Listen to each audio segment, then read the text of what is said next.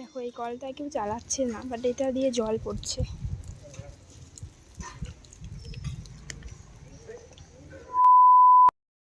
Welcome back to আমার channel. তোমরা কেমন আছো? আশা করি ভালো আছো। তো আমিও খুব ভালো আছি। তোমরা হয়তো আমায় চিনতে পারছো না, আমায় নতুন দেখাচ্ছে, তাই তো মানে বিয়ের পর। তো গাইজ বলো তোমরা কমেন্টে যে আমাকে কেমন লাগছে। এখন তো আমি আওলা চাওলা হয়ে আছে চুলটা, তবুও আমি তোমাদের সাথে শেয়ার করছি। তো বলো কেমন হয়েছে। তো গাইজ এটা আমার শ্বশুর বাড়ি, তো এটা আমারই রুম। এখানটায় আমি বসে আছি এখন, মানে দাঁড়িয়ে আছি, তোমাদের নিয়ে ভিডিও করব। আজকে অনেক দিন ধরে ভিডিও দেওয়া হয় না, তো সো সরি গাইজ। আমি খুবই মানে একটা চাপের মধ্যে দিয়ে ছিলাম এতদিন। তো আজকে আমি ভাবলাম ভিডিওটা করেই ফেলি। ব্লগের চ্যানেল যেহেতু খুলেছি, তো শাশুড়ি মাকেও বলেছি আমি খুলেছি, তো উনিও বলেছে হ্যাঁ করবে। তো আমার খুবই ভালো লাগলো এই জিনিসটা শুনে। তো এখন শাশুড়িরা মনে হয় রান্নাঘরে আছে, আমি এখানটায় আসলাম। তো আমার সকালবেলা সব কাজ টাজ হয়ে গেছে। তো দেখো বিছানা টিছানা আমার বর ধুলেই গেছে। ও হচ্ছে আমার এই কাজটা প্রচুর বোরিং লাগে, তাই ও এই কাজটা করে দিয়ে গেছে, মানে আমার হেল্প করে দিয়ে গেছে। তো তোমরা দেখো খুব সুন্দর করে তুলেছে। এই কাজটা আমার একদমই ভালো লাগে না, না বিছানা করতে ভালো লাগে না ও তুলতে ভালো লাগে। তো এই দুটো কাজ করে দিয়ে যায়, মানে করেও, রাতেও করে আর তুলেও। ও এখন গেছে, ওর মোবাইলের দোকান আছে, তো ওই দোকানে গেছে। তো আমি আমাদের বাড়িতে গেস্ট এসেছে, তো তোমাদের এই ব্লগটা শেয়ার করলাম এর জন্যই যে আমরা আজকে ঘুরতে যাবো। কোথায়? তো তোমরা গেলেই বুঝতে পারবে কোথায় যাব।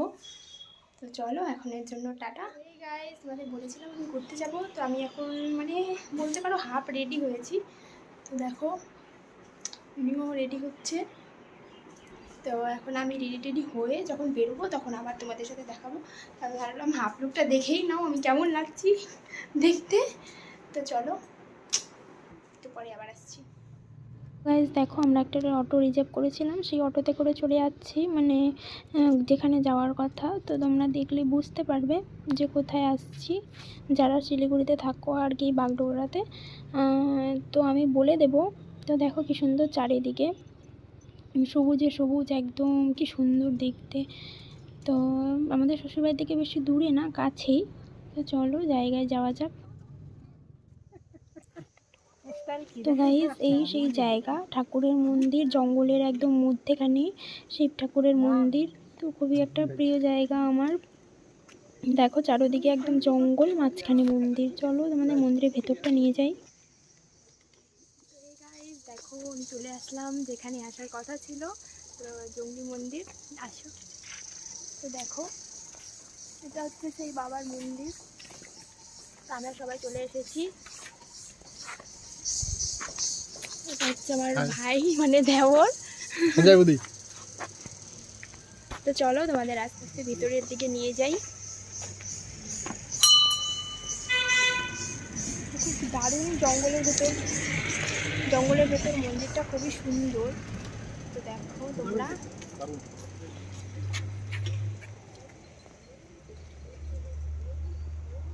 দেখতেই পাচ্ছ।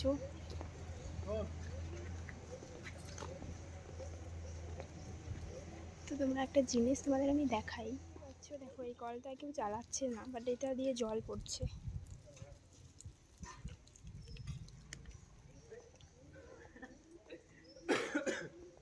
তো এই যে দেখো ওখানে ওই যে আমার শাশুড়ি, মাসি শাশুড়ি অ্যান্ড মানে দিদিমা বলতে পারো, দিদিমা রয়েছে। ওই দেখো একটা হনুমান মন্দির, এই যে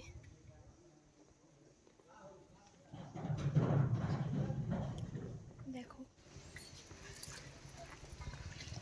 দেখো আমরা বাইরে থেকে এসেছি বলে পা ধুয়ে নিলাম, এখন ঠাকুর নমস্কার করবো।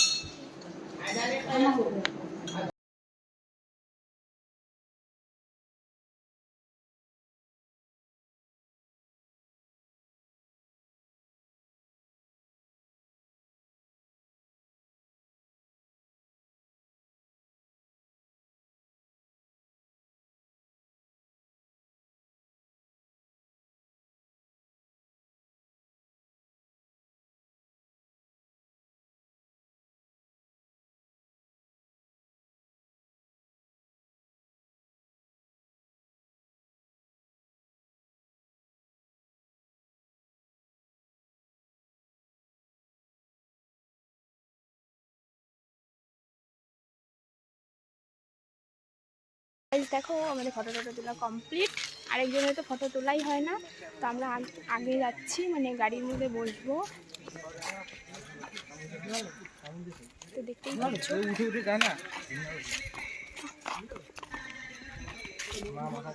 এখন আরেকটা জায়গা আছে এখানটায়, সেখানে যাব। দেখো এটা আমার মা। এখন আমরা যাচ্ছি, তো চলো সেন্টারে যাই, ওপরে দেখা হবে।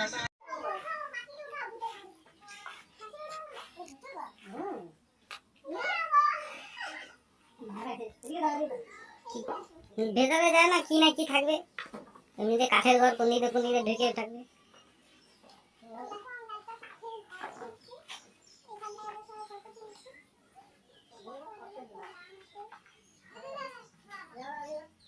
ক্যামেরাম্যান আমাকে তো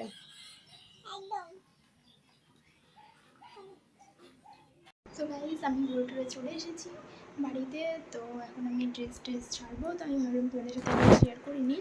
তো